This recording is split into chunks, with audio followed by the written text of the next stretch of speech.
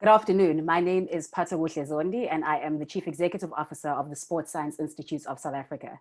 We launched this COVID-19 webinar series 4 weeks ago, and because of how well received they've been, they really have become a highlight for me. Today, I'm particularly excited, not just about the theme, but very definitely about the caliber of speakers that are joining me today. This afternoon, our webinar focuses on exercise, immunity, and COVID-19. Last week, South Africa came out of a 5-week lockdown in which we were forced to exercise from home, some of us with greater success than others. We're now a week into easing these restrictions, and they allow us to walk, cycle, jog between 6 a.m. and 9 a.m. daily within a 5-kilometer radius of our homes.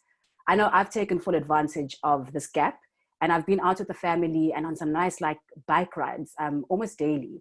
As refreshing and as stimulating as it's been, the relative congestion on the streets, the masks, and the distancing, these have all been a very definite reminder that the impact of Corona continues. To share their experience on this theme, I'm really happy to be joined by Professor Vicky Lambert and Professor Ross Tucker. Professor Vicky Lambert is one of South Africa's leading experts on physical activity and is indeed internationally recognized for her expertise. She is a director for the University of Cape Town's Research Center for Health through Physical Activity, Lifestyle and Sport in the Faculty of Health Sciences.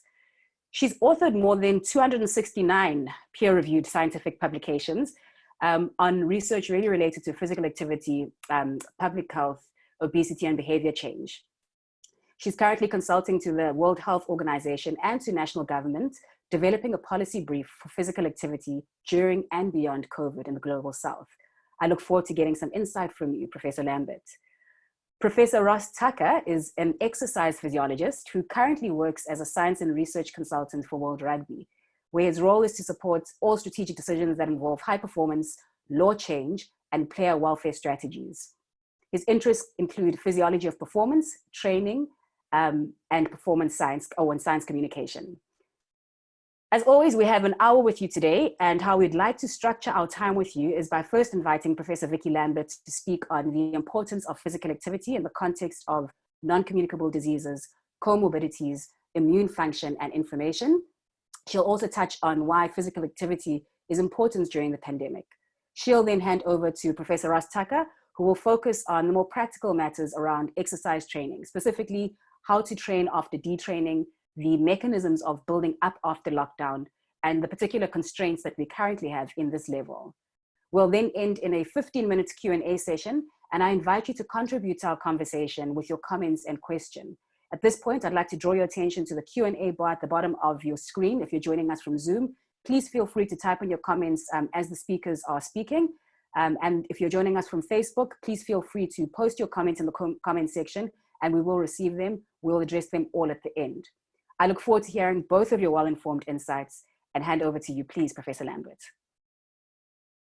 Pato, thanks very much. And thanks to everyone who is at home and sharing this time with us together, and for this opportunity really to actually crystallize my thoughts. So I'm setting my timer because I want to make sure I leave enough time for the questions and for my colleague Ross.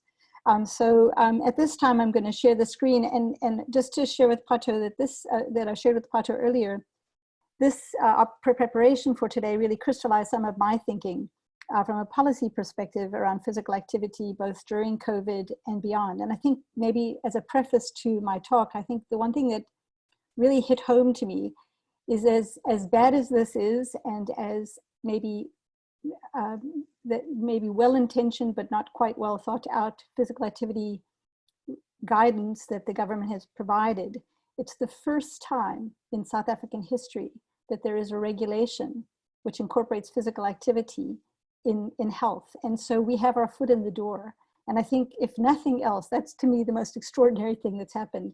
And I'd like to just maybe start with that. So let me share the screen and get straight to my presentation.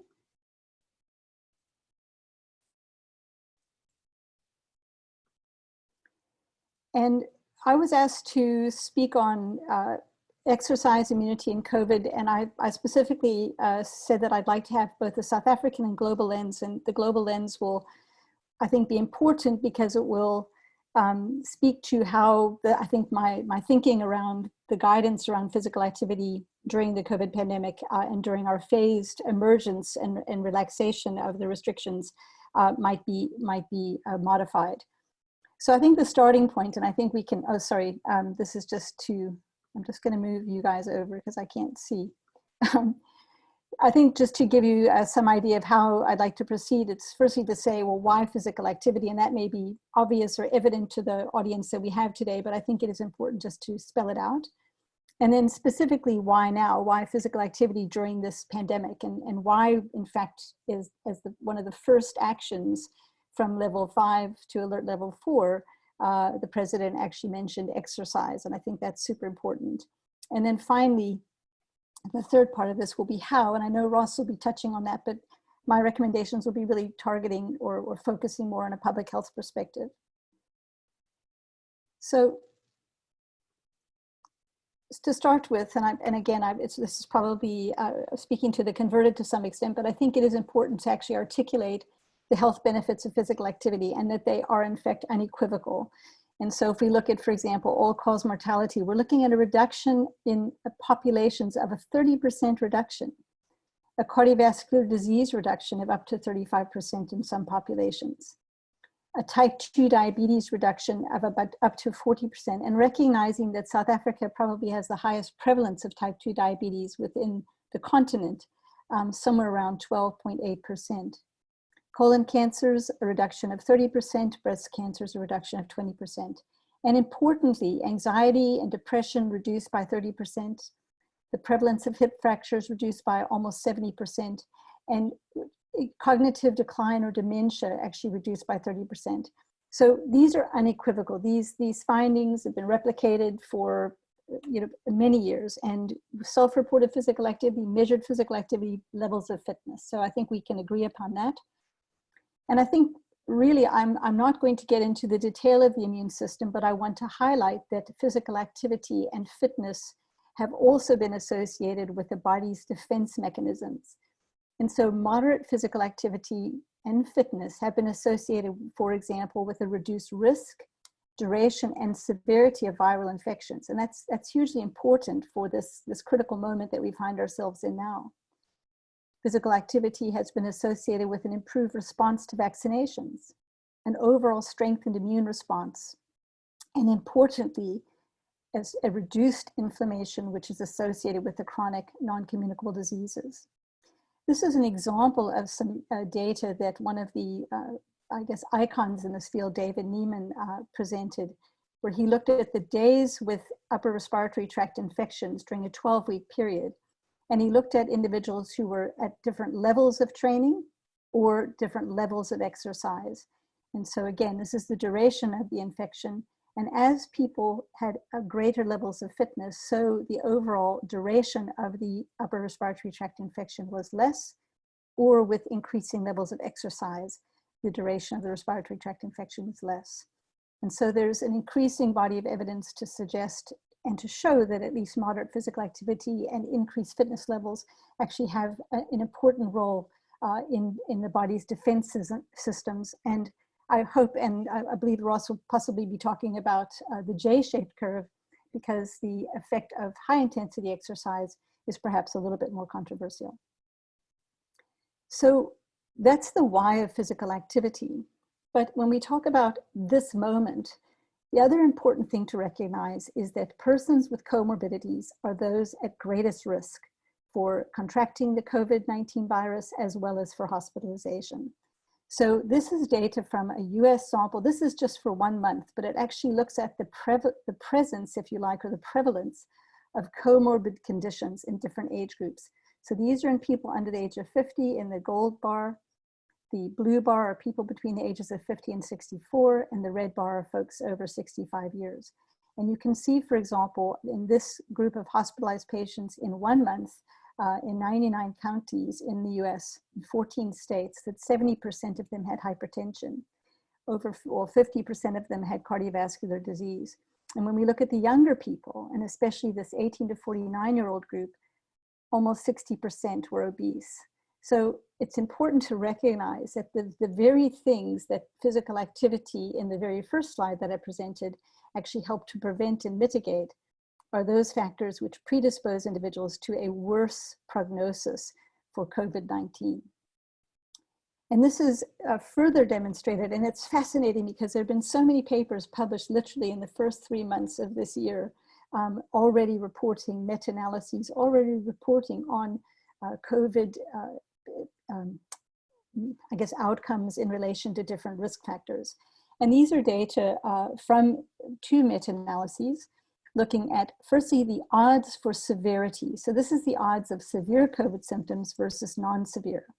And if a person was hypertensive, then they had a 2-fold or more than 2-fold greater risk of having severe COVID. Type 2 diabetes, similarly, chronic obstructive pulmonary disease, almost a 3-fold higher risk, and cardiovascular disease, about a 3.5-fold higher risk for a severity of symptoms. In another study, they looked at survivorship. So they looked at those people not surviving versus those that survived. And those people that were more likely to not survive were those later, as with increasing age. And so that was for each increment year in age. Women were protected more than men. They had about a 40% lower risk or a greater risk of survival, I guess. Smokers were at greater risk of not surviving.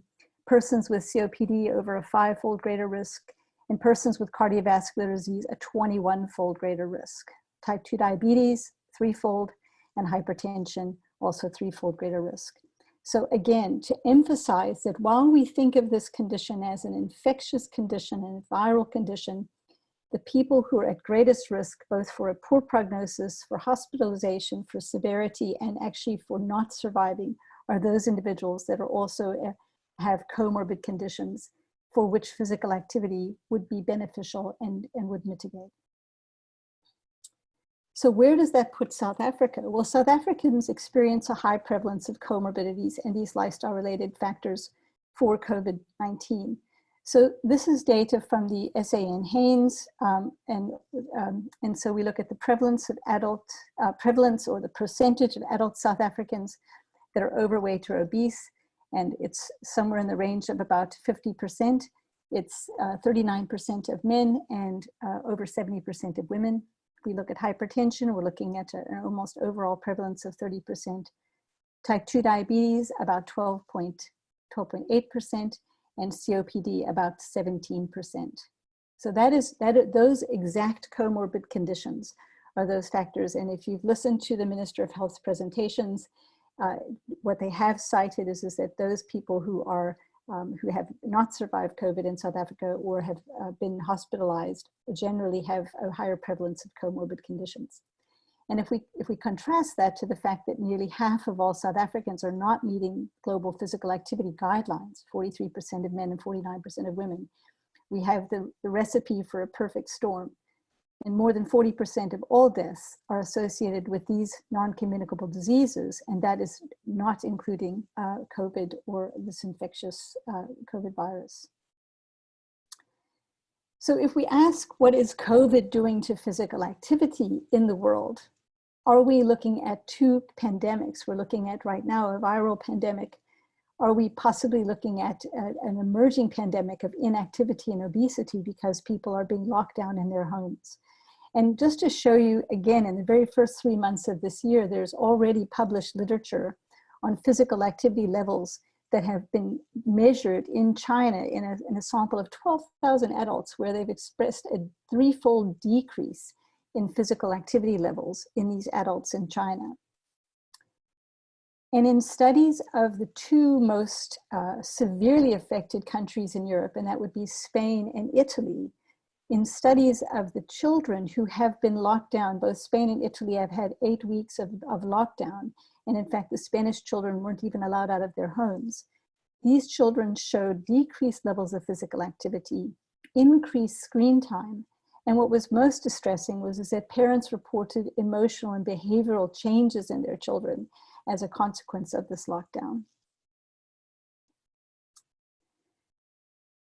One of the things that occurred, I guess, in the thinking around lifting the restrictions on physical activity in South Africa is to also consider, what does this mean in terms of social distancing and physical activity in what is still and remains an unequal society? And I'm just highlighting these two pictures of people waiting in line for their social grants.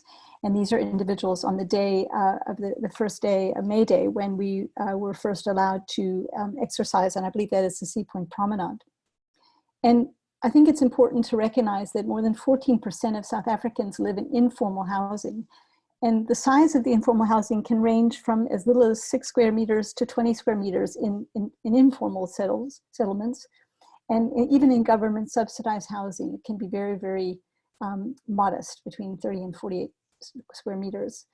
And as a result of this, and as a result of, for example, to actually find one's way to Sea Point Promenade, if you lived in an informal housing area, you would in fact have to take public transport. So it makes the recommendations to be physically active while sheltering in place challenging. It makes the recommendations to be physically active between 6 and 9 a.m. challenging, because it's dark for at least the first hour to hour and a half of that time. And so it makes it not only difficult to adhere to, but also inequitable. And that is particularly in urban and overcrowded settings. And what I think was what struck me very strongly when May Day, when we first had the ease of the restrictions, was how many people were out exercising. And it actually suggested that there was a hunger and an appreciation for physical activity, which I don't think that we've seen. And because it was in such a concentrated period of time, I think it was actually very apparent. So how should we exercise during this COVID pandemic, and as the exercise restrictions are relaxed? So before I answer this question, I want to highlight a somewhat controversial topic that I've been asked about by quite a number of people. And this refers to a paper that's actually still in preprint about social distancing while exercising. And is the 2 meters that we've been asked to keep ourselves separate enough? And particularly because of people feeling uncomfortable wearing masks and so on.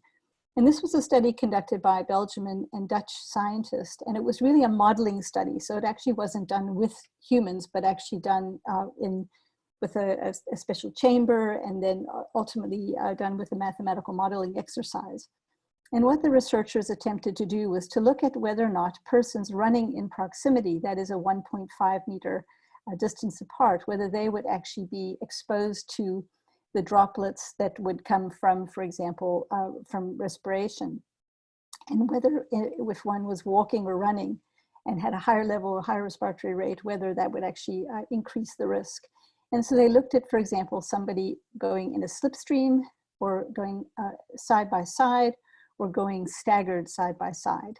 And what they found was that you could avoid substantial droplet exposure, and it would be a kind of equivalent to a 1.5 meter distancing if you avoided walking or running in the slipstream of a person that was in front of you, or keeping a 1.5 meter distance either staggered or side by side.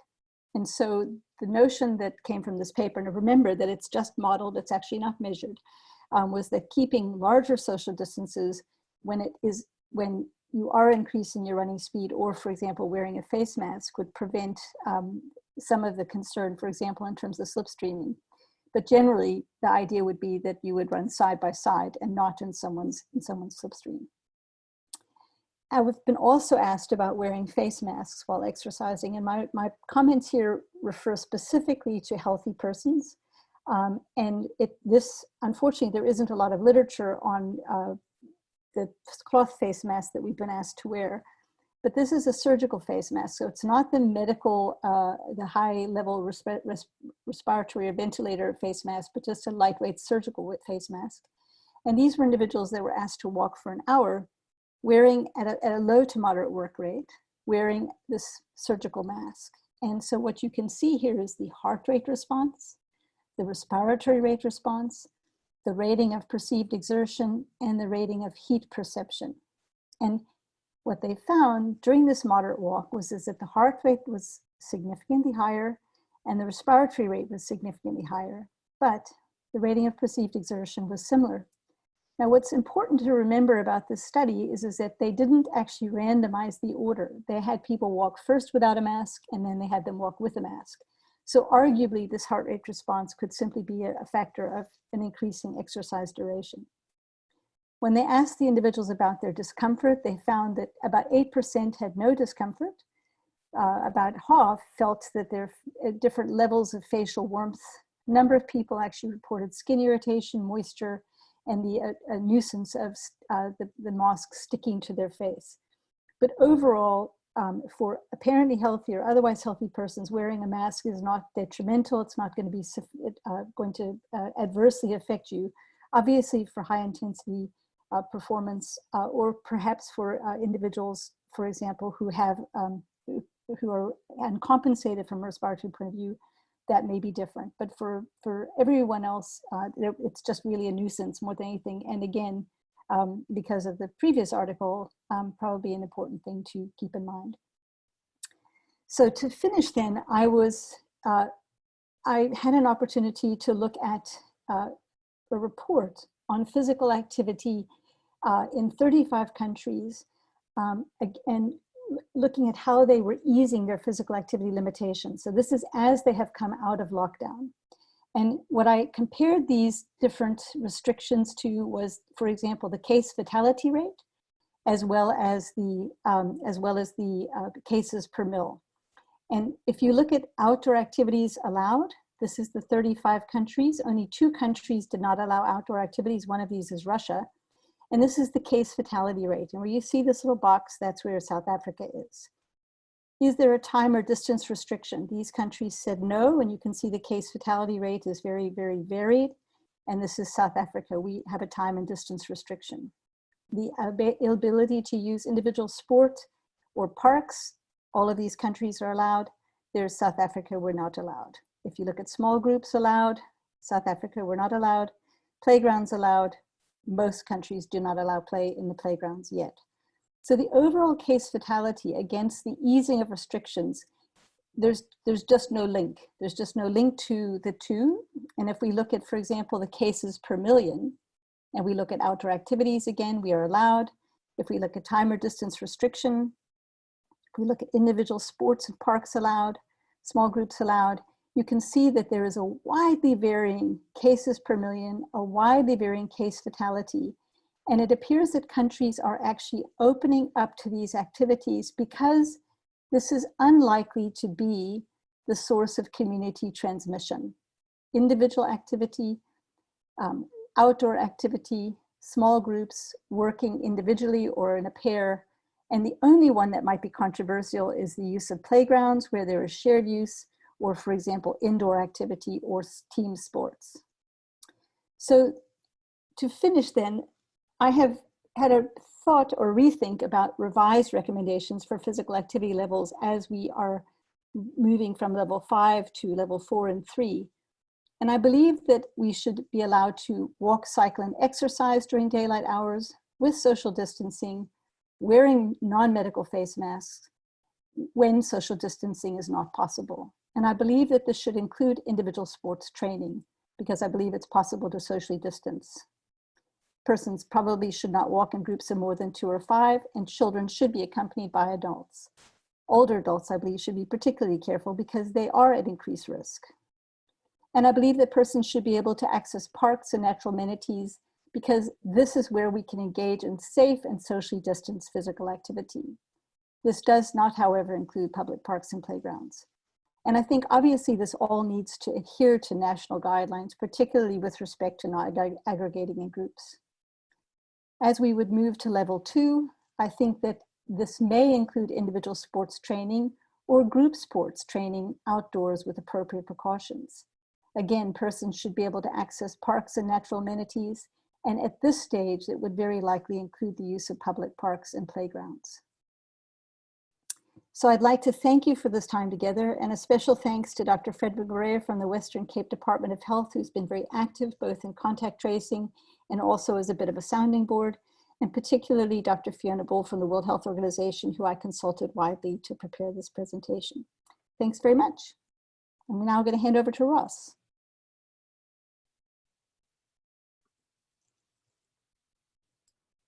Thanks, Vicky, and thanks everyone for being with us today. I'm going to share my screen and get straight into it. My intention in the next 20 or so minutes is to address some specific matters around exercise, which are true in general, but are specifically true now in a time of corona and immunity challenges and so forth. And what I want to try and do in this presentation is to inspire and to motivate and to reassure you and to inform you. I don't want you to sit there and take my word for it and take Vicky's word for it on some of the things we're saying. So I'm going to try and provide a little bit of evidence around what I'm saying. The challenge at the moment as a scientist now, and Vicky's just presented you with some slides, is that I don't think humankind has ever been bombarded with so much research so quickly on such a new topic. I mean, there are 2,500 papers currently sitting, waiting to be published, potentially in scientific journals, and nobody is capable of keeping up with this. And the biggest problem is that potentially 80% of that stuff is wrong and nonsensical, but we don't know which 80% it is. That's why peer review exists. So the challenge behind trying to do presentations like this is to separate fact from fiction and deal with so much uncertainty. And there are many questions you may ask where no answers can actually be provided. And Vicky and I will address those if you do ask them. What we can say with certainty though, and you may take this to the bank. So if there's only one thing you remember from my talk, it's this: exercise is public health. And I'll say that 3 times. Exercise is public health. Exercise is public health. And so therefore, as we move from phase 5 into 4, 3, 2, and so forth, and there is this generalized lack of confidence and a good deal of anxiety about what can we and can't we do. Remember this, that the benefits of exercise, and Vicky's just given you a taste of some of what those are, considerably outweigh and protect against pretty much everything we know, even novel potentially viruses. So one can envisage that in the future, as countries start dealing with a potentially endemic level of coronavirus, where it is in amongst the population, the health of that population and its immune function, which is, as I'll show you shortly, a function of exercise, is going to be critical for long-term success. So therefore, your ability to stay healthy and fit and exercise is a public health service. You do it for yourself and you do it for your community. So remember that, and we'll come back to this in a moment at the end, because what you do for yourself is also good for everyone else. It's one of those rare situations. So the question you might be asking at this point is, how do I train now? We're 1 week into level 4, having had, 5 weeks of lockdown, where you were largely cut off from your normal training routines. And the answer to this question is it depends very much on how you trained before. So we can establish something of a spectrum here. If your training during lockdown was normal, which makes you one of the very small minority, then of course the answer to this question is you just do what you've always done. On the other hand, you might have had to modify your training, both in terms of volume and type and intensity, and I'll talk a little bit about that. Or you may have had to not train at all. And so we can establish effectively a spectrum which dictates what you do moving forward.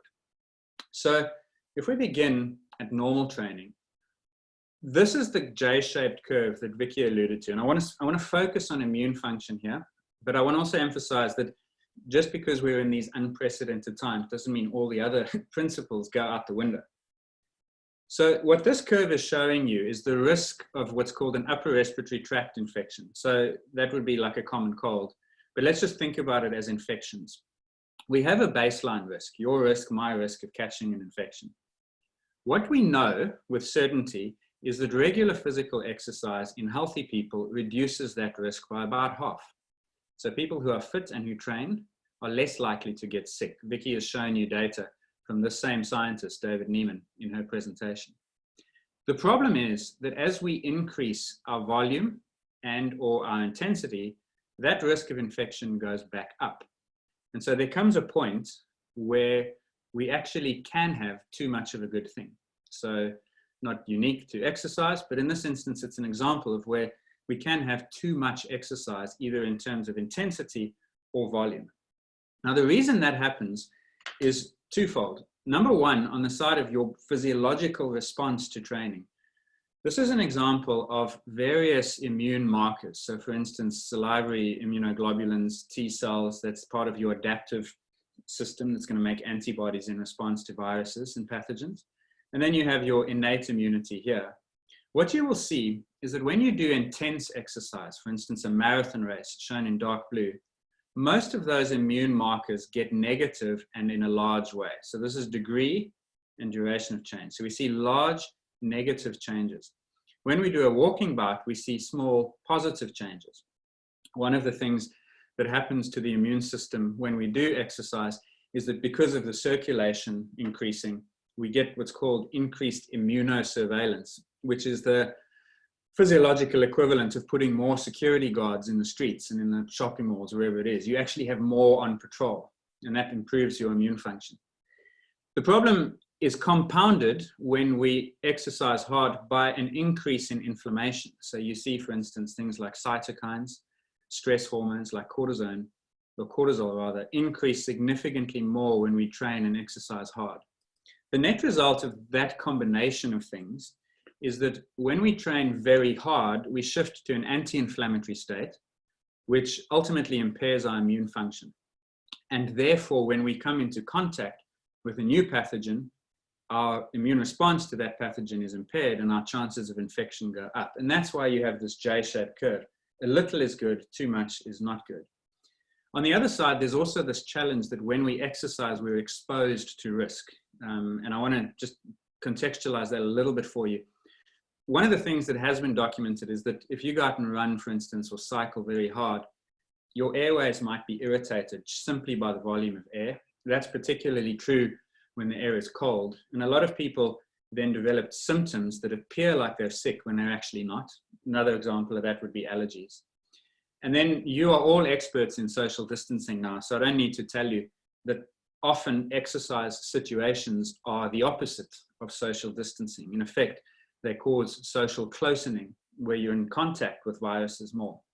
And then, of course, gyms tend to be, if not sanitized properly, tend to be environments where we can also encounter pathogens. And there are studies like this one was done in Ohio, I think in the US, where they went into a gym facility and they swabbed for bacteria. Same thing with viruses. So when we move to a phase where we are allowed to be in groups, we are allowed to use facilities that are shared, we need to be mindful that we might actually be at increased risk of exposure to pathogens in addition to this response. So in effect then, there are two complementary things that are causing potentially increased risk of infection with exercise. One is exposure and the other is your physiology, and that leads to a greater chance of infection. Even with that said, exercise is still overall beneficial, provided you stay in what we can call the Goldilocks zone. So not too hot, not too cold. The question you will, I'm sure, be thinking as I say that is, well, what's too hot? How do I know when I've started to trend back up here? And the answer is that, again, it's highly individual and it depends on you genetically and your habits, your routines, and how well you're adapted to training. Rules of thumb that you'll find if you do a search on this is that anything over an hour, anything that is intense, which we can define as being over 70% of max, and anything continuous increases the risk of immune suppression. But that's obviously highly variable. There are some people who can train for 90 minutes without a risk, and there are some people for whom 45 minutes could be a risk. So what I want to do is just spend a minute or two trying to equip you to apply this concept to yourself. So you run an experiment of one on you. The best way to know whether you're training too hard is to monitor and track, and to do that in a way that then grows a degree of self-awareness about your physiology. And so what you want to ask every day is the training quality and volume, which is basically what we can call load. And then you want to quantify, am I recovering and how am I feeling generally in life? So for instance, things like sleep, mood, those become important markers of whether you're training too hard.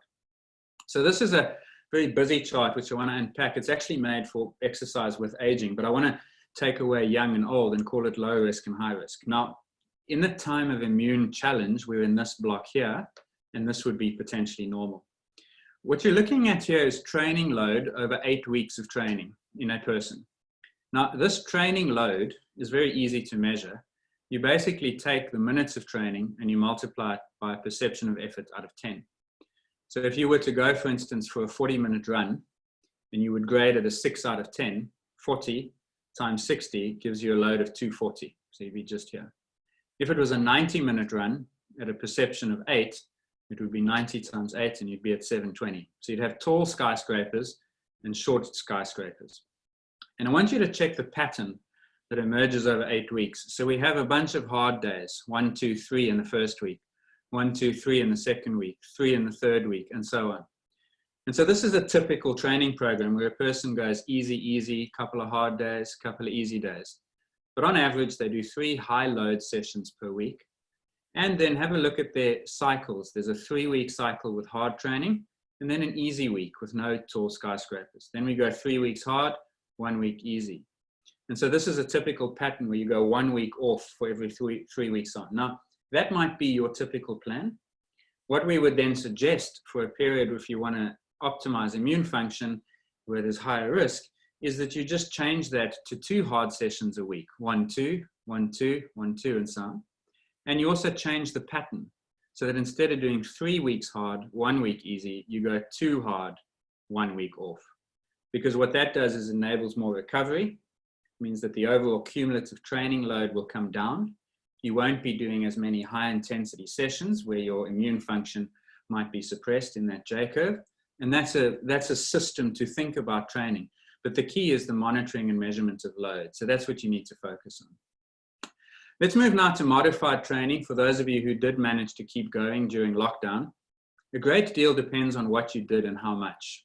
Just to show you an example, this is a study that was done in Germany where they took a group of healthy men and they confined them to bed rest for 60 days. So if you thought 5 weeks of lockdown in your house was bad, imagine 60 days in bed. The reason they do this, by the way, is because they are interested in what happens to astronauts when they go to space. So they try and simulate space on Earth, space station on Earth. And what you find over the course of about 60 days is not much good. So for instance, bone mineral density down, lean mass goes down, strength goes down, VO2 max goes down, power output down. None of these things are healthy, none of them are good. And so that tells you that the total removal of activity causes large losses and none are good. And in general, it's been shown in athletic people that you lose about 2 to 3% per week when you are not training compared to normal routines. So your 5 weeks of lockdown probably worsen you by between 10 and 15%.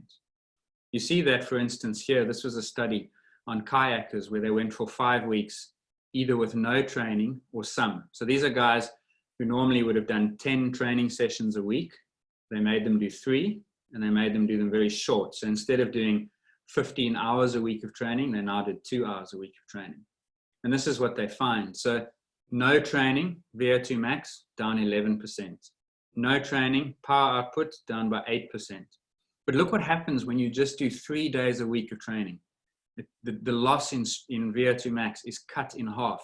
The loss in power output is cut in half. The loss in bench press was 9%, it's now 4%. Bench pull goes from 8% to 3.4%. So what this shows you is that a little bit goes a long way. And even if you can only do 20% of normal, the amount of fitness and physiology that you lose is cut considerably compared to if you've done nothing. And that's why I'd say well done to those of you who did keep going, because you've earned yourself the right to resume much quicker. The challenge you've got is that what you do is highly specific. So this is a concept I want to show you, and I want to show you one guy to illustrate it. This is an American marathon runner called Ryan Hall. He's the fastest ever runner from America in the marathon. He ran 2:04:58, I think it was, for a marathon, which is rapid. He also broke 60 minutes for a half marathon. Then he retired in his 30s, and that's what he looks like today. Now, this is the same human being, the same physiology, with different training. This is a guy who was running 160 kilometers a week. This is a guy who's lifting weights for 6-7 hours potentially every few days. And so the key point that I want to emphasize is that the nature of the stress, the intensity, the type of training determines how the body responds to it. So you can move yourself from one end of the spectrum to the next, not potentially as much as he's done, but that happens for people. And the reason I say that is because while you were locked down, many of you would have run up and down the driveway. You would have done shuttles or plyometrics or hopping and skipping. That's great, but it's creating a very specific fitness. And now when you've gone out in the last week to do your normal 45 minutes run, you might feel like you're actually like lost everything. You haven't, you just shifted it slightly in one direction or the other. So just be patient and it will return. How quickly does it return? Let's have a look at some lessons here. This was a study in strength where they said 6 months training, and then they took 6 months off, let alone 6 weeks, and then they started up again. What they find is that people lose, obviously, considerable strength when they stop training. But the good news is that it comes back much quicker than it got lost. So in this particular study, it took 6 months to lose it. It took only 3 months to get it back. The same thing in this one. That was a 3-month study followed by a period of detraining. They get very strong through training. They lose it when they stop, but it comes back more than they lost. And so the general rule of thumb is that it takes about 1 week to return for every 2 weeks off. And it takes less if your training wasn't reduced to 0, which again is why hopefully you kept going during lockdown. The key thing I think though, and this is more practical, I'm not giving you evidence here, this is just logical and I hope useful to you. The main thing for those of you who are watching this and you're inspired by Vicky's message around health benefits, you're inspired by me saying that exercise is public health. It's very important that when you start exercise, you fix the game so that you'll win it. This is not where you take your chances and set high targets and then potentially fall short of them. So I think the most effective thing that you can do in order to start training is to set goals that you know you'll achieve. I'd rather you went out and ran once around the block and felt good about it than run 6 times around the block and hate most of it. Because humans are conditioned to chase success. And so set targets, fix it so that you'll succeed, and then let those targets gradually move away from you, but continue to succeed. That's really the most practical thing I can say. And then speaking of fixing the game so that you win, let me close off with some specific things on COVID-19. And many of these repeat what Vicky said, which I'm fine with, because in this time of uncertainty, if 2 people independently say something to you, then maybe it's legit, right? So, irrespective of what you did and will do next, remember, please, that being outside is considerably safer than being indoors. The studies that are coming in now on tracing the transmission of this disease and this virus are showing us that the risk of being indoors for prolonged periods, households, cars, air-conditioned offices, restaurants, etc. That's where the risk is higher. Being outdoors, much, much, much lower. So I want to set your mind at ease there. Not 0, but lower. And one of the things, this is a concept that you may have seen, this is social distancing. So this is not social distancing, whereas this guy is outside the radius. One of the ways in which the virus might be spread is through droplets or these aerosols. And the further away you get from the source, the less likely you are to encounter them, because these heavy droplets fall to earth much quicker. That's why advice is given to stay away. So that droplet spread, when they are larger, they tend to splash down nearby. And though that depends how it gets out. So for instance, there's a study in Nature recently where they track when people sneeze, and those droplets go a long way when people sneeze. So you might want to duck for cover if that happens in a public place. But if we look at this guy who has kept social distance, his risk of encountering a dose large enough is much, much smaller, to the point of being really, really low. So that is the reason, the space between people, because you do not want to be in that cloud. If we were to look at, so the problem is it's not zero, right? So how do you take steps to prevent that from becoming, or to make that even lower? And that's where the masks come in. So there are numerous studies. Vicky's shown you one on how it affects exercise. The most recent of them was published in Nature Medicine recently. And what they found, and this is an important concept, is that when people wore surgical face masks, which is not quite the top of the range, but also not just normal piece of cloth, there were fewer droplets and aerosols in people in the air when people with the disease actually coughed or breathed out. So that's important, because when you consider what masks are doing, they're protecting you less than they protect other people. So the saying is that my mask protects you, your mask protects me. So wearing a mask is a community service act, because what it's doing, more likely than not, or relatively more than not, is it's stopping you from transmitting those droplets, which could potentially carry the virus to other people. So the one person who's not wearing a mask is not being irresponsible for himself. He's actually being potentially irresponsible for other people. Now, people will say that there's no evidence that masks work and are effective. Now, that may end up being true, especially during exercise, but there's also no downside to them other than maybe a little bit of discomfort. So on balance, when people are advising masks, I would highly encourage you to listen, because you're actually, again, same as with exercise, doing something good for yourself and for them. Now, we don't know, we can't quantify that benefit, because no one knows yet what the minimal infectious dose of the virus is. But ultimately, the effectiveness of the mask will be to protect you, protect other people, not you. And when you're out exercising, because you're outdoors and in what I would call a low-risk environment, you can probably get away with the less effective mask that is also thinner. And when you're in a higher-risk situation, then you get a thicker material mask that might be more effective, but maybe less comfortable. So that's a decision you can make. You may well have a different mask for exercise as opposed to going to the shops.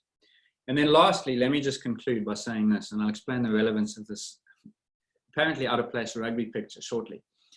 Key thing is, take personal responsibility here. People are going to tell you what to do, government, and obviously you listen.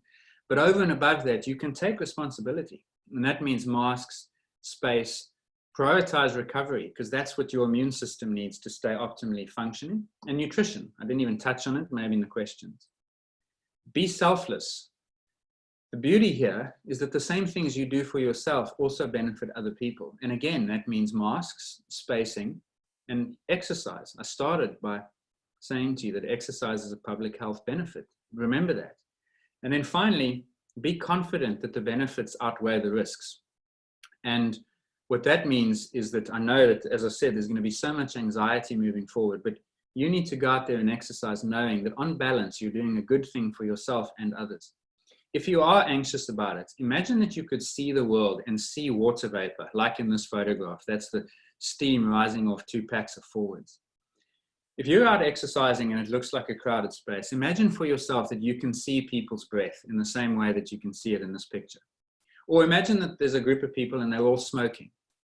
Your personal action would be potentially to find the course that allows you to avoid the smoke. If you do that, then you're also avoiding the virus, and that's safer for you than most other things you can do. But you're exercising, and that benefit considerably outweighs the risk. So take that, remember that, and apply that, and let's rather be healthy and not scared. That's it from me. I'm happy to take any questions. Thanks.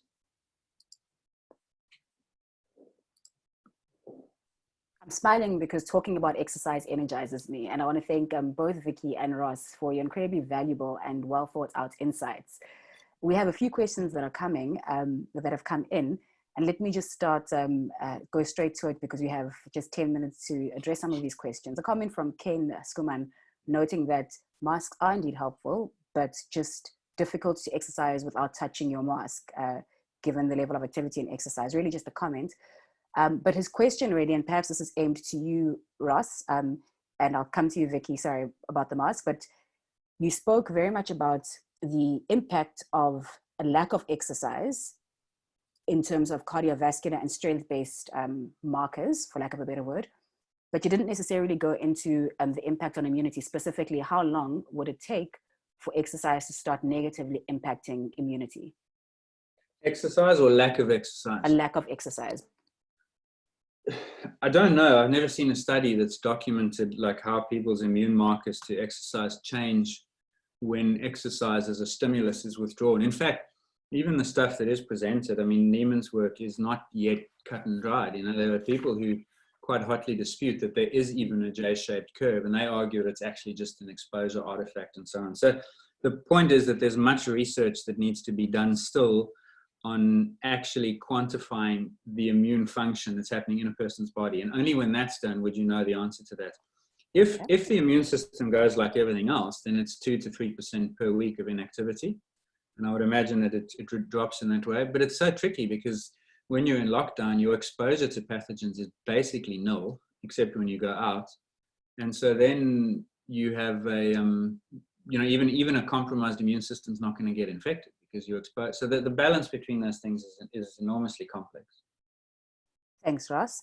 Vicky, I'm going to ask you to unmute and perhaps address the question of masks. And then there is a second question that I would like to address to you thereafter. Can I just elaborate on because I think one of the things that in Ross's presentation, which I think was incredibly helpful, was this notion about how you modify your training, particularly when you have actually either reduced or not trained during the lockdown period. And what's interesting is that there aren't a lot of studies. Ross is quite right about Neiman's work being quite complex, but the issue, for example, of detraining in high competition sports people in that window when they aren't training during periodization, they actually have a reduced risk of URTI, or respiratory tract infections, but that's because it's on the basis of some level of fitness. So when you have a level of fitness, as Ross said, there's kind of a memory, you know, that fitness actually provides protection and some immuno boosting. But so when those individuals actually go away from high intensity exercise to when they're not training heavily, then they're going to actually have less risk of infection, but that probably will only last as long as their fitness remains. Ross, would you agree? And then presumably yeah. And just in terms of the mask and taking the mask off, I think what is, in my mind, what is becoming quite clear is that, as Ross pointed out, and even the notion around the aerosol and the droplets, is that when we are exercising outdoors, the most sensible approach is when you actually are approaching somebody or not approaching someone is just give them a wide berth so that you actually are not in a slipstream. And as a result, then it's very unlikely that when you're exercising that your mask is going to be exposed to anything but yourself. And as Ross said, you're largely protecting others, not protecting yourself. And so I think where it becomes trickier, in fact, is more when you're actually shopping and things like that.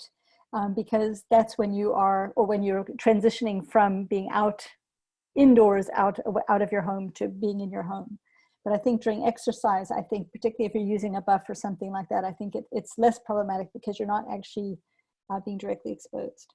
Yeah, and the other thing on that, just in this picks up to Ken's question, is of course if you take two pieces of advice, one is wear a mask and two is don't touch your face.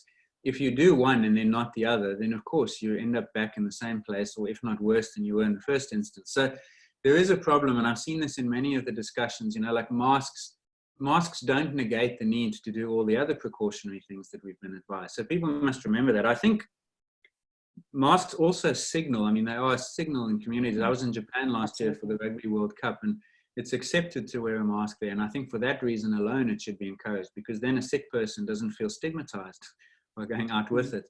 But they do a lot more than actually just a physical barrier for protection if we use them wisely. But of course, don't go now and readjust that mask every 10-20 seconds, because then you're violating point 2 on the list, you know. So I'm gonna move on to a question still about masks, and ask that you give me a quick answer, Ross, because there's 2 other questions that I do want to get to before 2.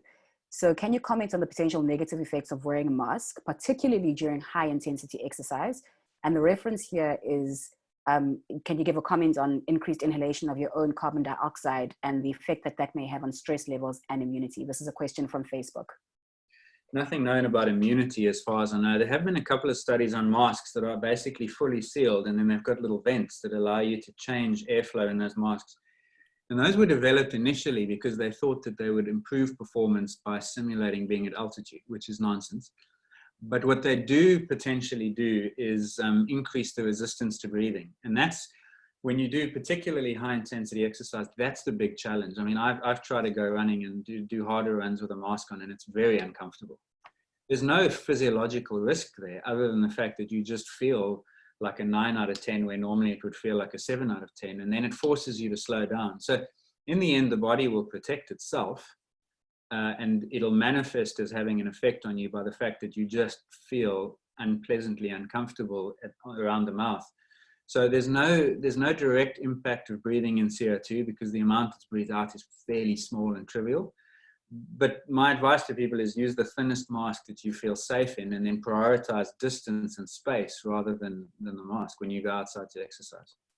And Ross, that's one of the reasons why I feel, having read what other countries are doing in terms of easing the lockdown, that just to exercise outdoors and then to constrain time and place actually defeats the object of exercising outdoors, and particularly for high intensity individual sport, which you can do in a very much a social distance manner, and then work at high intensity where a mask is not such a problem. If we allowed individual sports persons to train a kayak or whomsoever, it wouldn't, or a surfer even, it wouldn't actually impact on anyone else's health, and allow them to train, I think, at a reasonable level. I think that the strategy should be to say, how can we facilitate exercise within the boundaries created by social distancing guidelines, et cetera, et cetera. So, of course, if it got so ridiculous that you're letting people out and it's for 16 hours a day, there's congestion, then you must act. But there's other ways you can do that. I just feel that they need to send one message, and if that message is social distancing, then you can't contradict one message with the other. It just doesn't make sense to me. So I would hope that the change made soon. Well, let's wait and see what that happens. And I know that your guidelines, Vicky, have given some suggestions with that. 2 last quick questions. There's a question from Angela Chambers, who's joining us all the way from the USA around the physical activity guidelines for men and women. So asking what the global physical activity guidelines. Vicky, please keep your answer short because there's It's very short. Angela, welcome. They are going to be launched in October. So unfortunately, I can't tell you, but they will be the same for men and women. That I can tell you. And then just a brief question on, you spoke about type 2 diabetes being a high risk. Does this risk not relate to type 1 diabetes? Because of the sort of confounding of age, and that older folks are the people that are typically presenting with the hospitalizations, and we don't see it so much in younger people, where type 1 diabetes would be more common. I haven't seen that, but yes, type 1 diabetics, Ross, you would agree, would be more prone to infections. But that hasn't been something that has yet been reported you haven't seen that in the literature yet, not in the stuff that's come down yet. Thanks, Vicky. Ross, I'm going to end with this last humdinger of a question that I'm sure very many sports enthusiasts are asking themselves. And I'm going to have to ask you to use your crystal ball and, of course, your experience to give your short view on when you think that sport will return and whether certain sport will be phased in sooner than others.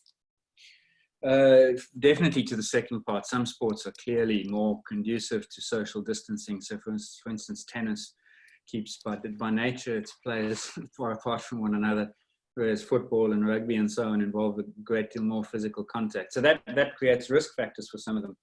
I think it's going to be a long time before we have sport back in filled stadiums, because those sports stadiums are choke points. That's what viruses love to have. And so until it's either a vaccine or immunity or no virus in a community like you might be getting in New Zealand now and so on, there's not, in my opinion, much likelihood of normal sport in packed stadiums. But I do think behind closed doors, by mid-June, we could be seeing the first European football leagues. I know that in Australian Rugby League, they've scheduled the 28th of May for first match, and New Zealand teams announced yesterday they'd be playing rugby amongst themselves in a closed environment. The biggest challenge there is you have to create such a tight bubble around that sports unit, the coaches, the staff, the players, everyone around it, almost like a quarantine bubble. And the viability of getting sport back depends on how secure that bubble can be defended, which I think some countries will get right and others won't. Perhaps a topic for another webinar entirely. Yeah. It's been really great sure. to have both of you back at CISA. I say back at CISA because these are both friends of CISA, if not still working at CISA. Thank you so much for sharing your insights so that we can benefit from your great and vast experience. Sure. I'm just going to summarize some key take-homes before I wrap up. But really the key take-homes that I think that I want to bring home as well. Professor Vicky Lambert highlighting the health benefits of physical activity. We know that this is indisputable. It decreases comorbidities and also decreases the risk of complications should one contract coronavirus. The second, really a point being brought home by Professor Ross Tucker, that exercise is public health and wearing a mask is community service. And then, of course, ending off with the sweet spot, exercise is public health, but stay in the Goldilocks zone, not too hot and not too cold, and keep going. A little goes a long way. Again, I want to thank you both for your contribution. To the participants that have attended and joined this webinar, thank you for joining us and thank you for your comments, questions, and your continued support. You asked us to tackle the topic of exercise and COVID-19, and we did that today. You also, in your feedback, have asked us to bring you some content on nutrition, and that's exactly our plan for next week.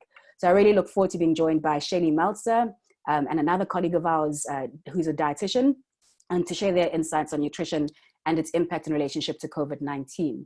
Once again, I want to thank you all for joining us today. Do provide some feedback in our survey. And for those of you who are clinicians, you can indicate if you'd like CPD points. I wish you all a restful and a healthy weekend. And once again, thank you to everyone who participated in the webinar. Goodbye. Thank you.